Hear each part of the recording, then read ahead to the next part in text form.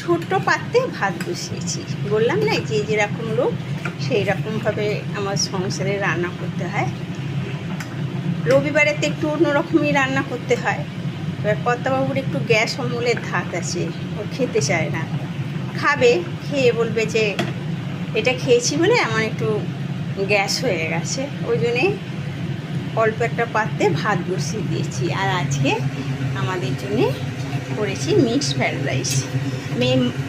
বড় মেয়ে মন্দারমণি বেড়াতে গেছে, আমার বাড়ির পাশ দিয়েই তো যাবে। বললো মা আমি ফেরার পথে একটুখানি কিছু রবিবার কিছু রান্না করে রেখো, আমি নিয়ে চলে যাব, কাল তো অফিস আছে, রাতে আবার গিয়ে রান্না করতে হবে। আমি মায়ের মন, হ্যাঁ ঠিক আছে। একদিন ফ্রায়েড রাইস করেছিলাম, ভালো লেগেছে ভাই ছেলে মেয়েদের। আমি তাহলে একটুখানি মিক্সড ফ্রায়েড রাইস করে রাখি। আর চিকেন কারি করেছি, চিকেন কারি। আর ঢ্যাঁড়সের তরকারি করেছি, কর্তামশাই তো ভাত করেছি, ঢ্যাঁড়সের তরকারি।